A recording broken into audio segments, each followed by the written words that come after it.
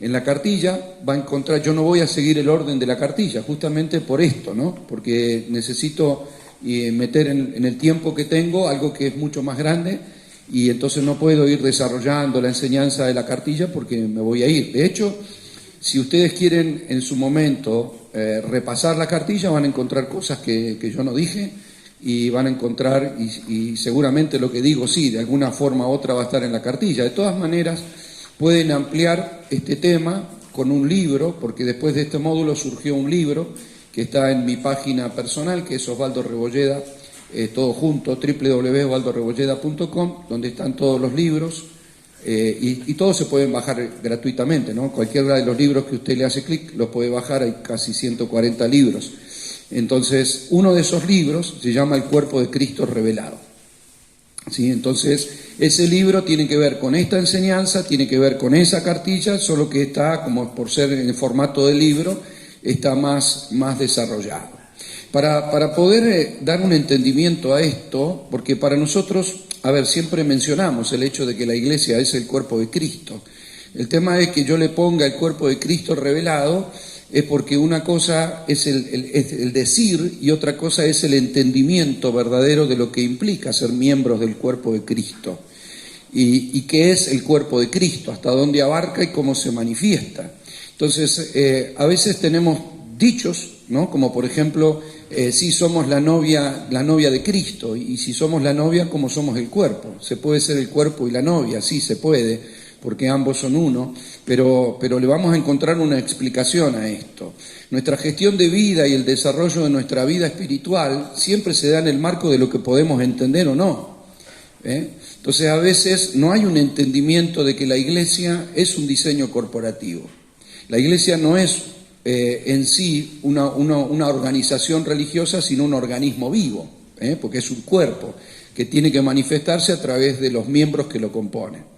Pero, claro, esto viene de antes de que la iglesia sea establecida. Durante toda la Escritura nosotros encontramos lo que va haciendo eso, porque ahí vamos a encontrar las sombras y ciertas sustancias que nosotros debemos manifestar hoy a través de la revelación del Cristo mismo, ¿sí? Entonces vamos a ver un poco enfocarnos en Él para luego comprender cómo Él se imparte a nosotros para seguir manifestando su propósito en la tierra, ¿no? Convirtiéndose la iglesia en el cuerpo de Cristo. Esa palabra Cristo que nosotros mencionamos, en el griego es Christos, ¿verdad? Y en el hebreo es Mashá, que significa Mesías y que significa ungido, ser ungido. Sé que nosotros cuando enseñamos a veces mezclamos, ¿no? O sea, decimos Jesús o decimos Cristo, o como dice la Biblia, Cristo Jesús o Jesús el Cristo, o Jesucristo. Y en realidad, aunque todo nos parezca igual, Cristo no es el apellido de Jesús. Jesús es el nombre del niño que nació en Belén y Cristo es el Cristo preexistente, el Hijo del Dios eterno, ¿sí? Si ustedes en el desarrollo de la enseñanza me ven separar esto, es solo a modo de poder comprenderlo, ¿sí? Es como cuando hacemos una enseñanza y de pronto decimos, bueno, Pablo dice en Tesalonicenses que todo nuestro ser, espíritu, alma y cuerpo sea santificado delante del Señor, ¿verdad? Entonces podemos dar una enseñanza y enfocarnos en el cuerpo, enfocarnos en el alma o enfocarnos en el espíritu. Es decir, la vida bios, la vida zoe o la vida suge, que es la vida del alma, ¿verdad? O la anástrofe, que tiene que ver con la manifestación de la vida en sí. Y podemos enfocarnos ahí, pero nadie funciona separado de sí mismo, o sea, somos un ser integral, ¿verdad? O sea, nadie puede decir, mandé mi espíritu al culto y mi cuerpo se fue a trabajar y mi alma se quedó en casa. O sea, no, funcionamos juntos, pero sí podemos comprender de pronto cuáles son las demandas del cuerpo, cómo funciona, cómo se expresa el alma y que el alma está en un proceso de redención y cómo funciona nuestro espíritu que ha sido regenerado. Entonces, el alma no nació de nuevo, ni el cuerpo nació de nuevo. Nuestro cuerpo es un cuerpo de muerte que volverá al polvo y Dios nos dará un cuerpo glorificado y eterno. Nuestra alma no nació de nuevo, nuestra alma entró en un proceso de redención. Es decir, estamos siendo, y digo proceso porque si bien la redención es un hecho consumado en la cruz, para nosotros es un proceso. ¿Por qué? Porque vamos conociendo la verdad y la operación del Espíritu y la revelación de la verdad nos van liberando de nosotros mismos, de nuestros, ¿verdad? De nuestros temores, de nuestro egoísmo, de nuestro orgullo, de un montón de situaciones. Entonces, por más que podamos cantar que somos libres, libertad es un proceso que está regulado por el conocimiento o la revelación de la verdad, ¿sí? Es decir, si conocerás la verdad y la verdad te hará libre, como dijo Jesús, nuestra libertad siempre será proporcional a la verdad que se nos haya revelado. Y la verdad no es un concepto, no es que yo estudiando teología soy más libre, puede que no. La verdad es una persona que se llama Jesucristo, ¿verdad? Jesús lo dijo en 14:6 de Juan, dijo él que yo soy el camino, soy la verdad y soy la vida. Entonces la revelación de Cristo en mi vida es lo que me va provocando la libertad. Entonces hay una medida de libertad proporcional a la verdad que se me haya revelado. Entonces ve cómo podemos enfocarnos en lo que es la madurez del espíritu, la libertad del alma y en los procesos del cuerpo. Es decir, a ver, la iglesia no se desarrolla educando pecadores, la iglesia se desarrolla madurando a los renacidos. Entonces la iglesia trabaja fundamentalmente con el espíritu regenerado, porque vamos creciendo, vamos madurando, el nuevo ser que ha nacido. Mientras tanto nos vamos despojando del yo, que está afincado en nuestra alma, y a la vez que nuestro cuerpo, aunque por dentro nos vamos renovando y mejorando cada día, se va deteriorando porque está volviendo al polvo. Entonces esa separación de nuestro ser, sin embargo funcionamos de manera integral, es muy práctica porque es la que utiliza Pablo para mencionar un poco esto, ¿no? De poder comprender la unicidad del cuerpo de Cristo y cómo debemos funcionar. Entonces, si en algún momento yo separo a Cristo de Jesús, es sencillamente porque Jesús es el nombre que le pusieron al niño que nació en Belén en los días del rey Herodes. Y Cristo es el Hijo del Dios preexistente. Isaías, en el capítulo 9, él dice, un hijo nos es nacido y un hijo nos es dado. ¿Ve? El hijo nacido es Jesús, pero el hijo dado es el Cristo, porque el Cristo es preexistente. Entonces, si nosotros vemos cómo Cristo se ha manifestado a través de las diferentes dimensiones, de hecho, hay otro libro que se llama Las Dimensiones de Cristo, que también lo tiene en la página y le va a ayudar a comprender lo que voy a desarrollar ahora, pero el Cristo preexistente es el que Jesús mencionó, es decir, Jesús en un momento, en Juan 8:58 dice, de cierto os digo, antes que Abraham fuese, fui yo. Y sí, porque Él ya existía, Él es el alfa y la omega, el principio y el fin, Él es el Dios eterno que encarnó, ¿verdad? El Cristo que encarnó en Jesús, el niño que había nacido. Por eso la iglesia no es el cuerpo de Jesús, es el cuerpo de Cristo. ¿Ve?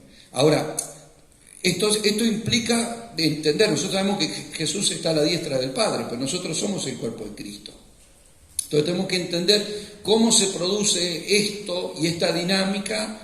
En la Biblia está claramente, ¿no?, que Él es preexistente a través de sus apariciones o de lo que llamamos las epifanías de Cristo. Usted tiene las epifanías y la parusia. Parusia va a ser en la aparición de su venida, ¿no?, en la aparición que habrá en su venida definitiva y que nosotros esperamos ansiosamente. Pero hubo epifanías, hubo apariciones de Cristo, ¿ve? Y sabemos por las Escrituras de que Él es preexistente y eterno, el alfa y la omega, el principio y el fin. Todo fue creado por Él y para Él, ¿verdad? Entonces hay un Cristo preexistente que debemos comprender, porque ese Cristo preexistente vive todo un proceso para venir a traernos redención y vuelve a su posición, pero en ese proceso es donde se imparte sobre nosotros la iglesia y nos activa para que nosotros podamos consumar un propósito en la tierra. Entender ese circuito que Él realiza nos va a ayudar y nos va a ayudar mucho. El segundo concepto, ya no como preexistente, que nunca deja de ser el Cristo preexistente, lo tenemos en la Biblia como el Cristo anunciado. ¿Dónde lo encontramos como el Cristo anunciado? Y cada vez que hay una palabra profética que anuncia de que Él iba a nacer. ¿Ve? Todas las palabras proféticas que usted encuentra en el Antiguo Testamento, anunciando el nacimiento de Cristo y la manifestación de Cristo, del Mesías, es el Cristo anunciado. Está anunciado, pero todavía no era una realidad. Entonces los judíos esperaban ansiosamente, conforme a lo que esas profecías anunciaban de Él, que llegara de una vez y que naciera y que pudiera manifestarse. Ahora, acá se empieza a dar una cuestión paralela entre lo que la Iglesia tiene que entender y lo que tenemos que abrazar o no de lo que entendió el pueblo judío, porque ellos entendieron naturalmente algo que se produjo espiritualmente. Es decir, el pueblo de Israel sigue, excepto los judíos mesiánicos, siguen esperando la venida del Mesías. Pero para ellos el Mesías es el ungido, y si usted tiene que buscar un ejemplo, es como si fuera el rey David, ¿verdad? Porque es un descendiente de David que va a ocupar el trono, que va a restaurar la nación, que va a hacer que Israel sea la nación que ellos han pretendido conforme a todas las promesas de lo que nunca se ha cumplido. Hoy están esparcidos como han estado la mayor parte de su historia, pero habla de volver a reunir a su pueblo y de poder manifestarlo como una gran nación. Las distintas etapas históricas que vivió el pueblo de Israel hizo que esperaran ansiosamente la llegada de ese Mesías, porque era esperar a un rey, y ellos conocían, ¿no?, las batallas de David, peleando con Goliat, venciendo a los filisteos. La unción siempre la asociaron con su nación. Entonces, mientras que para nosotros la Biblia es un libro espiritual, para ellos es un libro de historia. No deja de ser espiritual, pero es un libro de historia porque cuenta el desarrollo y la historia no solo de la humanidad, sino de su propia nación. ¿Ve?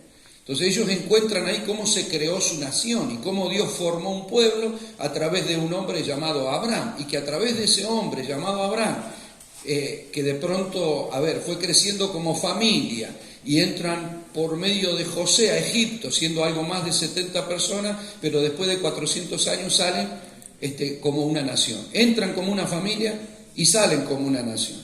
Pasan a ser la nación de Dios, y dentro de esa nación tenía que nacer el Cristo. Ustedes saben que pasaron el proceso del desierto, entraron a la tierra, piden un rey como las demás naciones, el Señor le da a Saúl, luego viene el gobierno de David, y siempre David fue identificado como aquel que hizo las cosas como tenía que hacer, ¿verdad? O sea, hay 48 capítulos que te hablan de la historia de David y de Saúl, y hay 48 capítulos para hablar de la historia de todos los demás reyes. Y esto no es una casualidad, esto obedece a un hecho que es: todos los demás reyes gobernaron conforme a David o conforme a Saúl. Es decir, bien o mal. ¿Verdad? Entonces, fíjese que las promesas dadas a Saúl, que Saúl las pierde, le fueron dadas en un momento determinado. Así como Jesús en su momento le ofrece 12 tronos a sus apóstoles y uno era Judas, cosa que lo perdió, Saúl también tenía promesa de un reinado eterno. El problema es que él lo perdió por su desobediencia, y aún sus hijos fueron asesinados, ¿verdad? Entonces, ¿quién hereda esa promesa? David. Ahí entra en juego el pacto davídico. Entonces David recibe eso, y todos los judíos, por causa de las palabras proféticas que había, esperan el nacimiento de la simiente de David. Por eso le llamaron a Jesús, cuando entró a Jerusalén, hijo de David, ¿se acuerdan? Entonces todos le celebraban como el hijo de David. Si hubiese Saúl hecho las cosas bien, hubiese sido el hijo de Saúl, pero era el hijo de David. ¿Por qué? Porque ellos esperaban al Mesías, asociando al Mesías, conforme a las palabras proféticas, como un rey que iba a gobernar y que iba a librar a su nación para poder posicionarlos nuevamente como la gran nación que Dios les prometió que iban a ser. Y punto. Y lo siguen esperando. Por eso nosotros podemos observarlos tranquilamente como es su espera, su ansiosa espera, y cuando venga el Señor para nosotros por segunda vez, vendrá por ellos por primera vez. Y ahí va a haber una unidad o reconciliación de todas las cosas conforme a la Escritura. Pero sí lo vemos como el Cristo anunciado, proféticamente. Pero no solamente eso, sino que también lo tenemos como el Cristo figurado, es decir, a través de las figuras profética, usted lo va a encontrar a Cristo en toda la Escritura, ¿sí? Lo va a encontrar en todos lados. O sea, ya en el huerto, desde la promesa de que pondré enemistad entre tu simiente y la simiente de la mujer, ya se está hablando, ya se está anunciando al Cristo, y se está figurando a través del cordero que se sacrificó, o del animalito, no dice que era un cordero, pero del animalito que se sacrificó para que con su piel pudieran cubrir el pecado de Adán. ¿Ve? Ya ese es el primer sacrificio, figura de Cristo. Y usted va a encontrar que después cada altar y cada situación, sea los altares de sacrificio, en donde había una figura, una clara figura de Cristo, también lo encuentra, no sé, en el arca de Noé, en todas las cosas que va viviendo en el desarrollo, lo va a encontrar en la persona de Isaac, que fue sacrificado en el monte como hijo, lo va a encontrar por todos lados, o sea, siempre encuentra la figura de Cristo una y otra vez, porque ese es el Cristo figurado, o sea, había figuras, ¿no? En el maná que caía del cielo, en la roca que le seguía, en todos lados, en la misma tierra. La tierra fue un anunciamiento de Cristo. El problema es que ellos no lo entendieron así, pero era su reposo. Y el libro de Hebreos dice que no nos vaya a pasar como ellos, que no entramos a nuestro reposo, pero también se ocupa de aclarar que nuestro reposo es Cristo. Entonces, lo que ellos no pudieron entrar a la tierra es lo que no comprendieron, que la tierra es Cristo, pero la iglesia se supone que sí entró. Entonces, toda la figura de Cristo nos da para hablar muchísimo, porque es demasiado rica las expresiones, lo vamos a encontrar por todos lados. Entonces son demasiado ricas las expresiones y las figuras que la Biblia nos muestra de su venida. Pero claro, vamos a avanzar y nos encontramos con el Cristo encarnado, que es cuando nació, en los días del rey Herodes nació el niño, ¿verdad? O sea, fíjese que lo primero que plantearon los magos del Oriente es que ha nacido un rey y venimos a adorarle. Entonces Herodes nunca le tiró a disparar a un niño que había nacido porque iba a ser el redentor del mundo. O sea, para Israel usted nunca los ve discutiendo salvación, no los ve hablando de pecados. O sea, sí pecaban cuando desobedecían a Dios, pero conforme a la ley. Pero ellos no tenían un rollo con ellos esperaban al Mesías, porque sabían que el Mesías era el rey. Entonces Herodes se alarma cuando lo que se plantea es que había nacido un rey. O sea, el problema no es que nazca un niño, el problema es que nazca un rey. Porque si el rey soy yo y mi hijo van a heredar el trono, nace un rey, tengo que matarlo. Por eso manda un ejército a matarlo y lo tienen que esconder. Entonces, su esencia venía intrínseca en él, que acababa de nacer, pero ya venía como rey, porque hay tres expresiones fundamentales en el Antiguo Pacto en el cual usted va a encontrar lo que manifestó Cristo y lo que debemos manifestar nosotros, que las unciones o la unción dada con aceite era para los sacerdotes, para los reyes o para los profetas.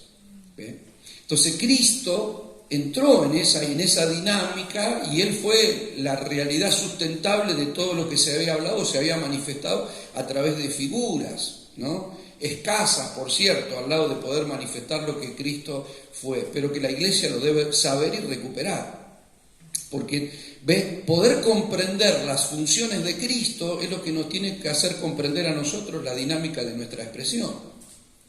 Entonces, ¿qué es lo que vemos nosotros que nos legó Él como cuerpo? Porque el cuerpo sirve para la manifestación de la vida. Si yo hubiese mandado un audio, usted estaría escuchando, pero yo no me estaría expresando. Pero la expresión del cuerpo es lo que determina la manifestación de la vida que porto. El día que este cuerpo deje de funcionar, yo no puedo expresar la vida, pero eso no significa que no siga vivo, Sigo vivo porque Dios me va a dar otro cuerpo glorificado en el tiempo de la resurrección, pero no puedo expresar la vida. ¿Por qué? Porque cuerpo es lo que me permite y me conecta con una expresión legal sobre la tierra. Cuando el Señor crea la tierra y forma a Adán, lo forma de aquello que Él quiere gobernar, porque la tierra estaba desordenada y vacía. Entonces el Señor crea al hombre y lo forma del polvo de la tierra, la materia en la cual Él quiere gobernar, y le sopla su aliento de vida. Si hay dos palabras en el hebreo que tiene cuando el Señor dice hagamos al hombre, esa palabra hagamos y luego la palabra creó y creó Dios, son dos palabras que parecen contradecirse, porque una significa crear de la nada y la otra significa crear de lo que ya fue hecho. Y en realidad no se contradice, por supuesto, porque las dos cosas ocurren. Porque el Señor forma al hombre del polvo de la tierra y el polvo de la tierra ya estaba. Lo creó de algo que ya existía. Luego le sopla su aliento de vida y el soplo de aliento de vida ya estaba, ese es el Espíritu de Dios que le impartió vida al hombre. Pero lo que fue creado de la nada es el alma del ser humano, porque el ser humano fue hecho único y especial. Por eso no somos comparables a cualquier otro ser vivo, ¿verdad? Entonces nos hizo especiales. Ahora, ¿qué significa esto? Que el cuerpo, que el polvo nos dio un cuerpo para estar en contacto con la creación.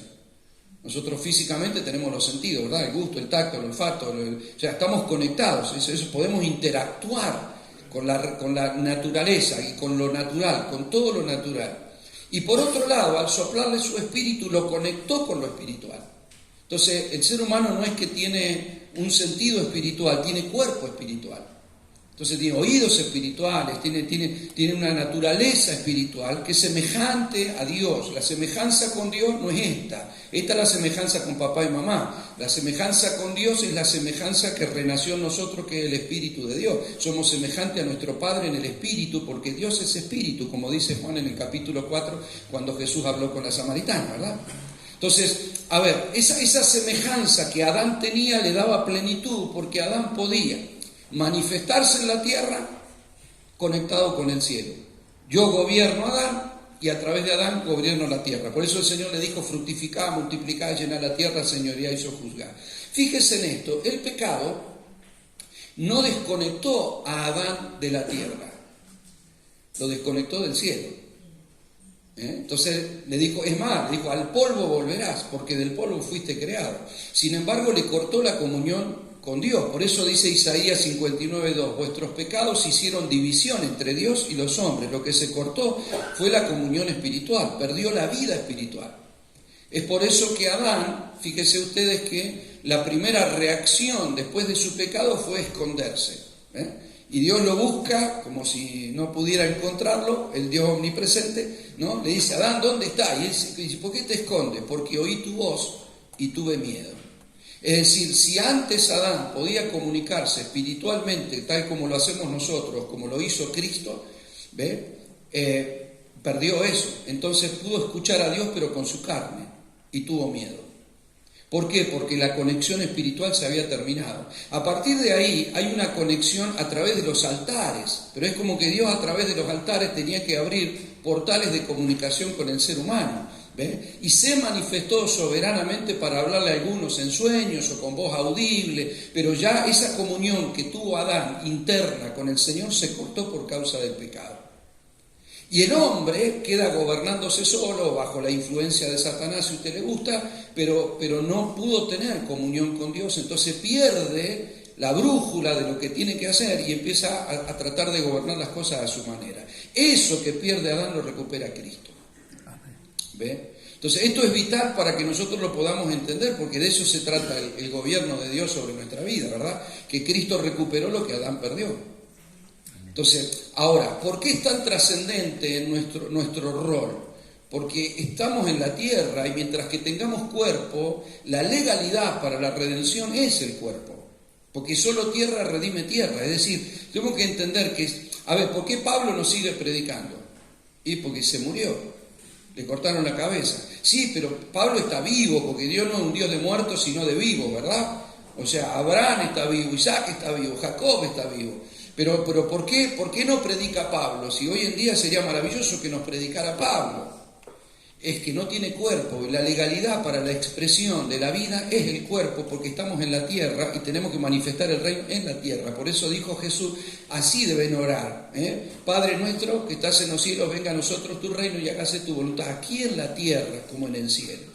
Entonces Cristo vino a reconectar, a reconciliar, como dice el libro de Colosenses, todas las cosas, las que están en la tierra con las que están en los cielos, haciendo la paz mediante la sangre. Porque sangre es lo que determina la reconexión. La sangre en un altar en el antiguo pacto permitía la comunicación, pero la sangre en el nuevo pacto, como es perfecta, permite la reconexión de todo nuestro ser con el Señor. Entonces la cosa cambia, Sangre, yo a veces lo he dicho, cuando usted agarra un móvil, un teléfono, un móvil, tiene muchas aplicaciones, ¿no es cierto? Cada vez más, la verdad que cada vez es más. Ahora, tiene un gran potencial, pero fíjese esto: si usted no tiene servicio de internet y no tiene una conexión para hablar,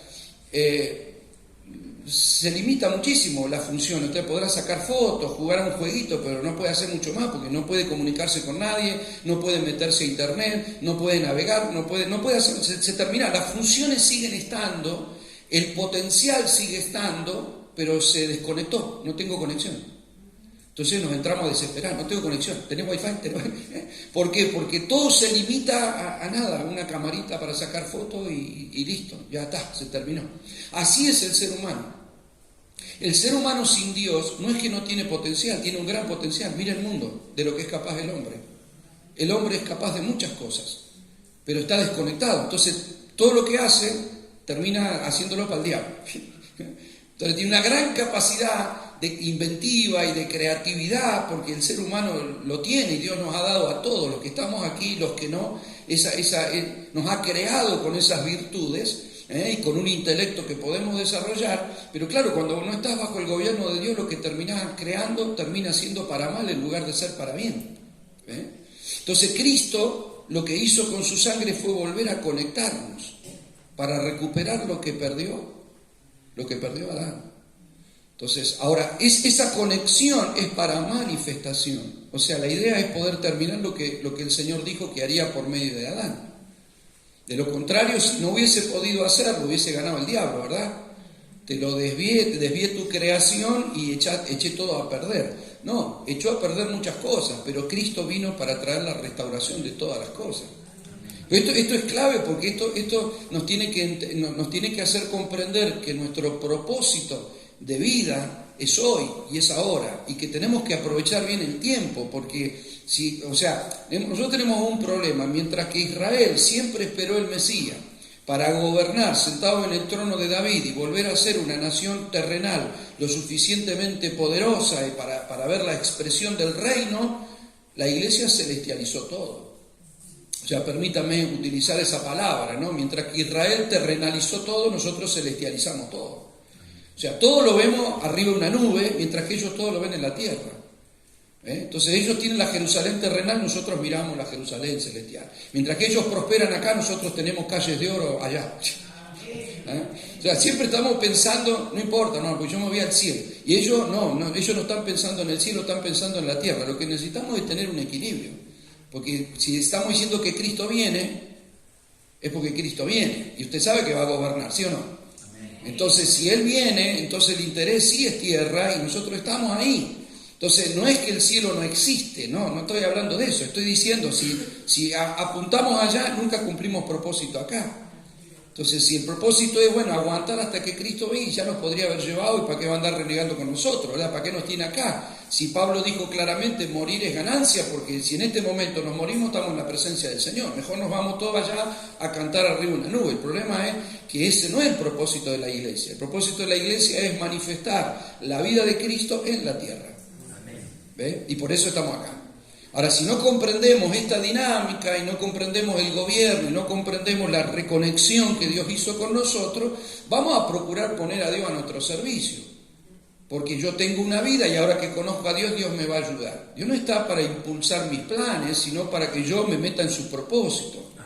Por eso Proverbios dice, muchos son los planes en el corazón del hombre, mas el propósito de Jehová se cumplirá. Ahora, no hay un propósito, y esto tenemos que volver a retomarlo para ampliar nuestra revelación. Cuando yo les digo a ustedes, hermano, todos tenemos un propósito en el Señor. Está bien, no le estoy diciendo una mentira. Ahora, si yo les enfoco, cada uno tiene un propósito diferente. No, todos tenemos funciones diferentes, pero el propósito es uno solo. Es uno, en Cristo. Fuera de Cristo no hay propósito. Entonces, si todos encontramos que los propósitos es la diversidad de lo que yo quiero, entonces yo trabajo en mi individualidad y Cristo contribuyendo a que a mí me vaya bien, porque tengo un propósito de vida. No, yo renuncié a mi propósito. Cuando nosotros le entregamos nuestra vida, Él la compró por precio de sangre, no con oro ni con cosas corruptibles, sino con la sangre preciosa de Cristo. Y el nuevo pacto no es un pacto que nosotros hicimos con Dios.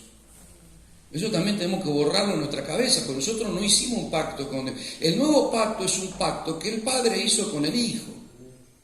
Y por la gracia nosotros somos metidos en la vida del Hijo. Y por cuanto estoy en el Hijo tengo un pacto, pero no lo hice yo, por eso no depende de mí, depende del Hijo. Por esto este pacto no puede fallar. ¿Ve? Cuando hizo un pacto con Abraham, que se ocupe Abraham de actuar como la gente. Cuando hizo un pacto en el Sinaí con su pueblo, que los hebreos cumplan o terminarán muriendo. Cuando hizo un pacto con David, también David tuvo que cumplir su parte. Pero el nuevo pacto es un pacto en el Hijo. Y nosotros vivimos en el Hijo. Y como dijo Pablo en Hechos 17:28, en Él vivimos, nos movemos y somos. Entonces, por cuanto estoy en el Hijo, tengo un pacto. Entonces, las virtudes del Hijo pasan a nosotros por causa del Hijo, no por causa de nuestras acciones.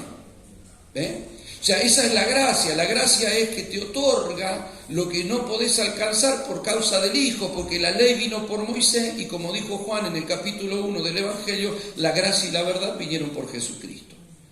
Entonces la gracia nos reviste de lo que Él manifestó y de lo que se anunció. ¿Por qué? Porque así como nosotros trajimos la imagen del primer hombre, que es Adán, alma viviente, como dice 1 Corintios 15:45, ahora traemos la imagen del espiritual, que es Cristo, espíritu vivificante. ¿Ven? Entonces, de la misma manera que yo les digo, bueno, sí, a ver, es el Cristo preexistente y Jesús el niño que nació en Belén. La gente no tenía problema en esa época de que Jesús fuera Jesús, nadie discute eso. Si Jesús era el nombre que le pusieron, que significa Dios salva. Pero fue el nombre que le pusieron, como yo me llamo Osvaldo, como cualquiera se llama Juan, o puede haber algún Jesús mismo también sentado acá, ¿verdad? ¿Por qué? Porque fue el nombre que le pusieron al niño, y usted no ve que nadie discute eso. Nadie discute eso. La pregunta es, ¿qué es lo que no veían ellos? Ellos no podían ver al Cristo. A Jesús sí, le daban la mano y lo saludaban. Jesús, tenés la carpintería, sí, perfecto, te conocemos bien. Porque ellos se conectaron con lo natural y no dudaban de que esa persona existía, que conocían a su madre y a sus hermanos y que trabajaba en Nazaret. No hay problema con eso. Nadie discutió eso. Ahora, lo que se le reveló a Pedro en Mateo 16 es el Cristo. No es que se le reveló Jesús, no, se le reveló el Cristo, es decir, el Hijo de Dios que habita en Jesús, el Hijo del carpintero. ¿Me está comprendiendo lo que le digo? Pero eso, ¿por qué es tan importante entenderlo? Porque lo mismo nos pasa a nosotros. Es decir, yo nací de mi papá y de mi mamá y transité cosas a través de ellos. Mi padre ya falleció, así que mi cuerpo seguirá su genética. Algún día me reuniré con él en mi cuerpo al polvo, porque este cuerpo tiene la genética de mi papá y mi mamá. Pero dentro mío, yo nací de nuevo, soy un hijo de Dios y me voy a reunir con mi Padre Celestial, no con mi Padre terrenal. Porque nací de nuevo, eso es la regeneración, nacimos de nuevo, eso es lo que Jesús le dijo a Nicodemo. O sea, no te extrañe que es necesario nacer de nuevo, porque lo que es nacido de la carne es carne, lo que es nacido del espíritu es espíritu. Por eso le dice, no podés entrar al reino y no podés ver el reino, porque la carne es ingobernable. Es decir, si yo pretendo con mi carne meterme y someterme al gobierno del Señor, le estoy errando. O sea, yo lo que necesito es primero la regeneración, para que la vida del Espíritu me lleve a toda verdad y justicia y ponga en mí el querer como el hacer por su buena voluntad, porque eso no lo encontrarás en mi carne ni en mi alma. Y quien así lo desarrolle, simplemente está caminando en religión. Y religión conserva una hipocresía porque parezco que hago algo que no lo hago por naturaleza que he recibido, sino que lo hago por obediencia. Es decir, había muchos judíos piadosos y religiosos que guardaban la ley, que trataban de hacer las cosas bien. O sea, de la misma manera una persona hoy puede leer la Biblia y tratar de comportarse bien. El problema es que si lo que yo estoy haciendo, viendo, hablando y viviendo no proviene de la suministración del Espíritu, entonces estoy haciendo cosas para Dios en lugar de permitir que Dios haga cosas a través de mí. Y si Dios no hace cosas a través de mí, yo no estoy expresando su vida, sino que estoy tratando de imitarlo a Él. Y usted debe estar recordando que Pablo dijo, sean imitadores de mí como yo de Cristo, pero él no estaba hablando de que la fe nuestra y el diseño de Dios es solamente una imitación. Si nosotros solo vamos a imitar algo que vimos, nos vamos a convertir en hipócritas, porque por dentro estoy lleno de pecado, pero por fuera me comporto como un santo. El problema del ser humano no es la conducta. El problema del ser humano es la naturaleza. Por eso el Evangelio te presenta una cruz, por eso Cristo vino a llevar la vieja naturaleza y crucificarla, porque ese es nuestro problema. El problema no es la conducta. El mundo está lleno de gente que sabe lo que tiene que hacer. O sea, por eso usted, a ver, las cárceles están llenas de gente que sabía que no había que robar, que sabía que no había que matar, ¿sí o no? ¿Y por qué están ahí? Y háganle un reportaje, pero lo que hicieron lo hicieron a escondida, porque sabían que no tenían que hacer, y después dispararon, y cuando los agarraron ahí están. ¿Pero por qué? Porque la vida está llena de cosas. ¿Usted cree que los políticos corruptos no saben que no hay que corromperse? Ay, me quedé con unos millones, pero bueno, no sabía. No, sí saben muy bien. ¿Usted cree que un hombre que engaña a su esposa no sabía? Sí sabía, por eso la engaña escondida. ¿Ve? Entonces, ¿por qué? Porque el problema del ser humano no es el saber. Si los corruptos más grandes de la tierra son los que más han estudiado en la universidad. Porque no es el saber. Saber, sabemos lo que tenemos que hacer. Es como cuando usted hace una dieta. Usted no sabe que no tiene que comer harinas y azúcar. Sabemos, pero está tan rico. Y en tu rato va a comer otra vez. Y usted dice, pero yo sé, sí, pero bueno. Sí, bueno, porque el ser humano no tiene un problema de conducta. El ser humano tiene un problema de naturaleza. Por eso es muerte para vida. Por eso Dios dice, a ver, cuando Dios va a la cruz, no te está dando un mensaje subliminal, te está diciendo hay que morir, porque la única manera de poder vivir en la dimensión del nuevo hombre es despojándose de la vieja naturaleza. Entonces la iglesia no puede desarrollarse educando pecadores. Cuando vos discipulás a Adán, en algún momento se comerá la fruta. O sea, la iglesia está para poder madurar al Cristo que hemos recibido. La porción de Cristo que hemos recibido va creciendo en nosotros y podemos manifestarlo a Él, porque va creciendo Él y vamos menguando nosotros. Entonces, ¿qué vamos a decir? Madurando. Por eso Pablo asocia la madurez con el perfeccionamiento. Él dice que los dones ministeriales están para perfeccionar a los santos para la obra del ministerio, que es la edificación del cuerpo de Cristo. Porque la edificación del cuerpo de Cristo no está a mano de aquellos que tenemos solamente, está a mano de todos, pero no solamente de los que tenemos un don de ascensión, sino estamos para perfeccionarlo. Yo le estoy sirviendo a usted. Porque la idea es que pueda poder perfeccionar, poder madurar, poder crecer. ¿Por qué? Porque Pablo dice que si crecemos vamos a alcanzar la estatura de la medida de la plenitud. La palabra plenitud es la palabra pleroma, que significa algo terminado, acabado, completado. Por eso es necesario madurar, por eso es necesario perfeccionar, para poder manifestar con madurez. Y Pablo dice, para que no sean engañados como niños, llevados por todo viento de doctrina y estratagemas de hombres que utilizan la astucia para engañar. Entonces, ¿cuándo vamos a salir del engaño de un sistema perverso? La madurez. La madurez, la plenitud, cuando Él tiene el gobierno y no yo, cuando Él tiene el control y no yo, cuando sus ideas no provienen de mí, sino que provienen de Él, cuando me dejo gobernar, porque a ver, si hay algo que Cristo nos mostró, es que Él se dejó gobernar por el Padre. Él dijo, para esto he nacido y para esto he venido, para hacer la voluntad del que me envió. Entonces, cuando Él te mete al cuerpo en otra dimensión del pacto, que es el nuevo pacto, la iglesia, esa nueva dimensión es la que nos coloca en esa funcionalidad. Lo que hizo Él, ahora lo tenemos que hacer nosotros. Él dijo, cuando venga el Espíritu Santo les va a recordar lo que yo enseñé y les llevará toda verdad y justicia. ¿Por qué? Porque los discípulos no pudieron entender esto, amado. Jesús tuvo 12 apóstoles que ni convertidos estaban. Les llamó apóstoles, pero todavía no estaban convertidos. O sea, a ver, nosotros tenemos el Nuevo Testamento, pero el Nuevo Pacto no empieza en Mateo 1:1. El Nuevo Pacto comienza con la muerte y resurrección de Cristo. Así es. Entonces, cuando yo digo, a ver, vamos al Nuevo Pacto, vamos a la mujer samaritana o a Bartimeo, está mal. La mujer samaritana y Bartimeo no es Nuevo Pacto, es la expresión de la vida de Cristo que vivió en la ley, Antiguo Pacto, y por la ley murió. Para darnos vida nueva y meternos en el nuevo pacto. El nuevo pacto es a partir de Cristo. Por eso cuando Él resucita se aparece a sus discípulos y les sopla el Espíritu. Porque los discípulos, claro que lo seguían, pero los discípulos pensaban que era el Rey que estaban esperando. Los discípulos no es que, vino el Redentor del mundo, Él nos va a salvar de nuestros pecados. No, por eso los discípulos no entendían por qué la cruz, por qué va a ir a Jerusalén. Pero vamos a patearle todo a los romanos esto, vamos a agarrar la espada. Por eso no soltaban la espada, porque en algún momento nos vamos a sublevar, porque eso es lo que esperaban ellos. Cuando la madre de los hijos de Zebedeo le dicen a Jesús, recuerda, cuando estés en tu reino, que mis hijos estén a tu derecha y a tu izquierda. ¿Se acuerda usted? O sea, la tipa era una visionaria. Esa mujer le estaba pidiendo, cuando vos te hagas cargo de esto, venzas a los romanos, Israel sea una gran nación y te sientes en el trono de David, que mis hijos sean primero y segundo ministro de la nación.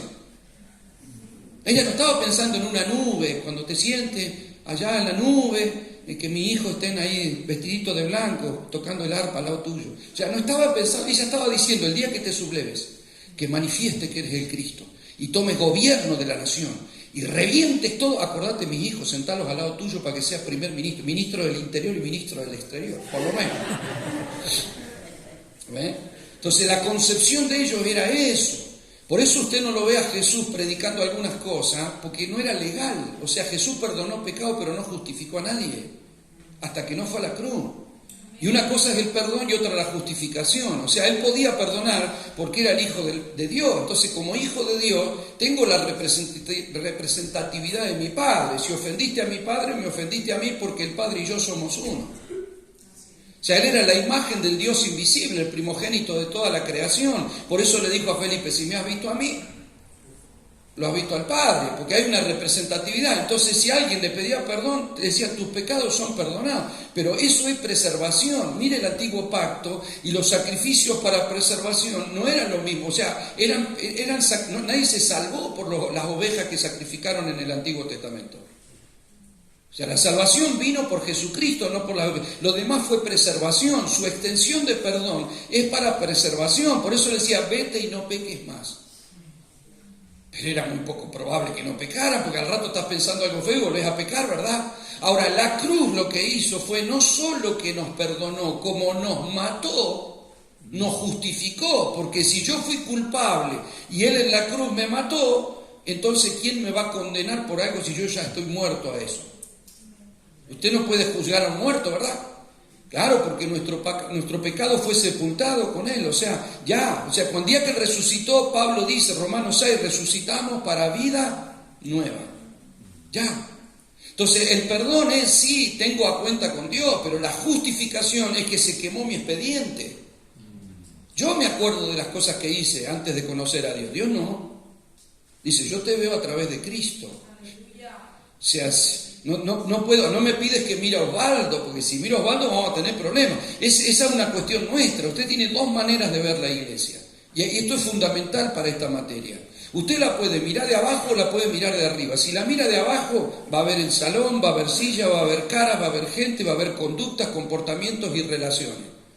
Y ahí es donde tenemos algunas guerras santas y tiroteos amistosos, ¿verdad? Ahora, si usted la mira de arriba, usted la va a ver como la ve el Padre. El Padre ve el cuerpo de Cristo, por eso la ve perfecta y tenemos comunión con Él. Si no, no tendríamos comunión con Él.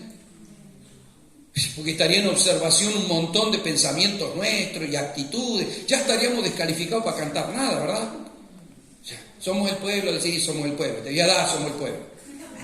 La única manera de cantar, soy el pueblo de Dios porque estoy en Cristo, porque, cuando estamos en Cristo, entonces hallamos la gracia de que el Padre nos ve y sostenga comunión con nosotros, porque Él nos ve en la persona de Cristo, Él ve su sangre. O sea, si usted recuerda cuando la muerte pasó por Gosén, no tocó la casa de los hebreos, porque si había sangre ya hubo muerte.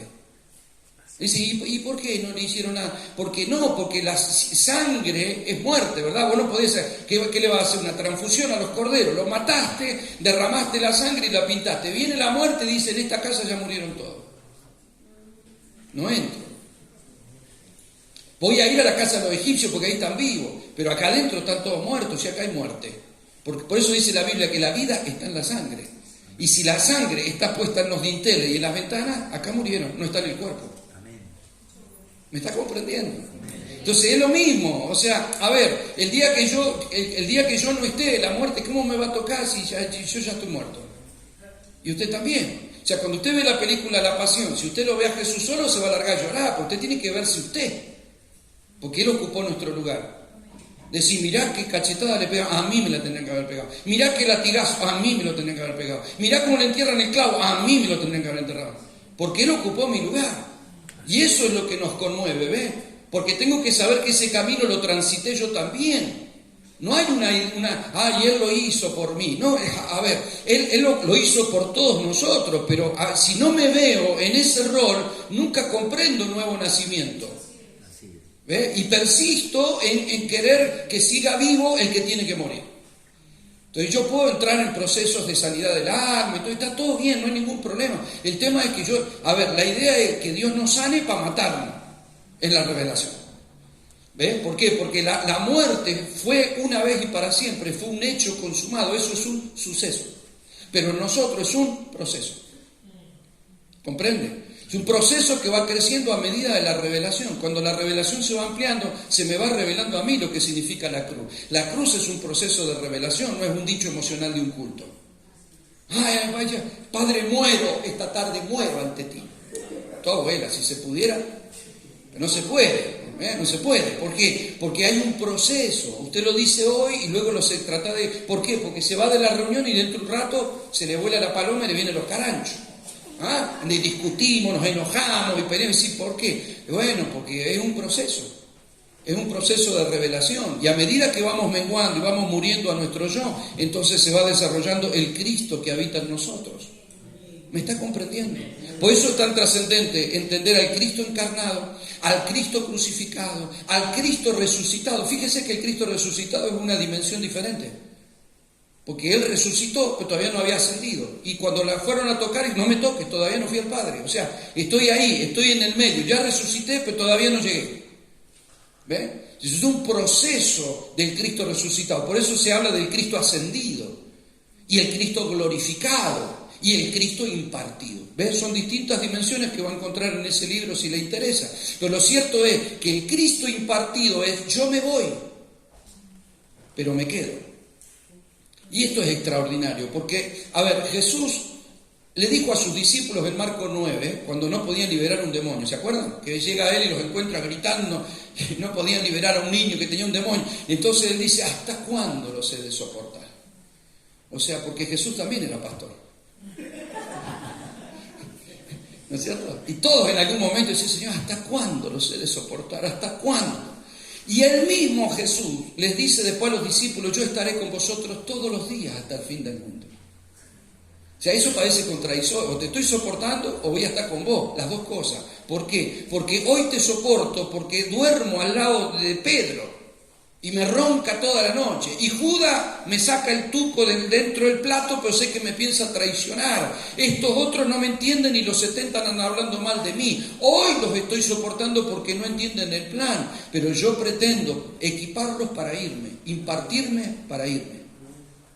Y eso fue lo que pasó. Por eso usted lo ve a Jesús. En Juan 20 le sopló el Espíritu a los discípulos. ¿Se acuerdan eso? Estaban todos reunidos, Él ya había resucitado, le sopla y dijo: recibí el Espíritu Santo.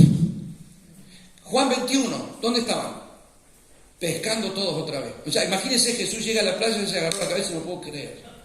Hace 3 años que lo saqué de ahí, ayer le soplé el Espíritu y otra vez están en la pesca. Era como para enojarse, ¿verdad? Y no podemos pescar a la derecha, Pedrito. Ya te dije, a la derecha. Y Pedro dice: es el Señor. Y Jesús le dice la cosa y dice: el Señor. Sí, soy yo. Y le muestra el pescado. Ya, nuevo pacto, ya no salga a pescar. Acá está el pescado, acá está. Venía a comer. Entonces se vienen a la costa, trata con ellos, y ellos con todo el entusiasmo le dicen: ¿qué hacemos? Vamos ahora, vamos a conquistar el mundo. Decían Pinky y Cerebro, ¿no? Vamos a conquistar el mundo. Y Jesús le dijo: no vayan a ningún lado. Le debe haber dicho: no vayan a ningún lado hasta que no sean embestidos con poder de lo alto. ¿Ve? ¿Y cuál es la diferencia? La diferencia es que en Juan 20 el Espíritu entró en ellos y les vino la vida. La vida es la luz. Pero ¿saben qué? Todavía no habían sido ellos metidos en el Espíritu. Porque en el Pentecostés, cuando el Espíritu cayó, ellos fueron bautizados en el Espíritu, fueron metidos en el Espíritu. Y una cosa es que el Espíritu está dentro de mí, y otra cosa es que yo estoy dentro del Espíritu, porque el Espíritu en mí, yo voy camino y Él va conmigo a todo lugar. Pero cuando yo me meto en Él, Él me lleva, y no soy yo el que manejo los pasos, sino que el río de Dios es el que me lleva. Hay un río que corre por dentro, pero hay un río que corre por fuera. Cuando el río está dentro de ti, seguirás viviendo tu vida normalmente, y Dios que te ayude de afuera, ¿verdad? Estoy buscando al Señor. Bueno, yo te quiero decir que está dentro tuyo. Para que te andes orientando, no necesitas una brújula. No pierdas la semana buscándolo. Ahí está. Ahora, una vez que lo tengo, el Espíritu me conduce a toda verdad y justicia. ¿Quién es la verdad? ¿Quién es la justicia? Cristo. Por eso nos mete en un cuerpo. Y Pablo dice que somos bautizados en un cuerpo, metidos al cuerpo. La revelación de que fui metido al cuerpo, la revelación de que fui metido en el Espíritu. Por eso usted tiene el bautismo en agua, bautismo en cuerpo y bautismo en el Espíritu. 3 bautismos. Entonces hay algunos que se meten en el agua y se sacan la foto, pero nunca se meten al cuerpo, entonces no podés contar con ellos. Se sacaron la foto, qué lindo el bautismo, comimos sanguchito de miga, pero te fuiste a tu casa y no te vemos nunca. Hay otros que se meten al cuerpo, pero no a la vida del Espíritu, entonces están presentes en todas las reuniones, pero no les pidas que hagan la voluntad de Dios, porque ahí están, da gracias que vengo. Y hay otros que se meten en la vida del Espíritu y esos sí que son conducidos por Dios. Y ahí es donde el Señor dijo, yo estaré con vosotros todos los días hasta el fin del mundo, porque Él se halló con un pastorado glorioso que es el pastorado del Espíritu. Es decir, 3 años estuve con estos predicándole y no me entendieron, pero cuando les imparté el Espíritu me fui para siempre y me quedé con ellos, pero en el Espíritu. Son 2 clases de iglesia. Una es de gobierno presencial y otra es de gobierno espiritual. Cuando entendamos el cuerpo de Cristo en sus dimensiones, vamos a caminar en la espiritual, no solo en la natural. ¿Me está comprendiendo, iglesia preciosa? Póngase de pie, por favor, que se nos fue la hora. Va, póngase de pie. Vamos a orar, que esto vamos a cerrarlo en el depósito esto y nos vamos a hacer un break de unos minutos para que se relaje un poquito. Padre, en el nombre de Jesús te pedimos que esta palabra que nos has impartido ahora, que esta enseñanza, Señor, cobre luz y dimensión en nosotros. Queremos funcionar conforme a tus diseños, Señor. Queremos que tu Espíritu nos dé sabiduría, revelación y entendimiento. Y te damos gracias por estar en este ámbito. Te damos gracias porque esta palabra no debemos recordarla solo con nuestra mente, sino que estará en el depósito de nuestro espíritu para que tú la vivifiques siempre que lo desees. Padre, gracias te damos en el nombre de Jesús. Amén. Amén. Denle un aplauso al Señor.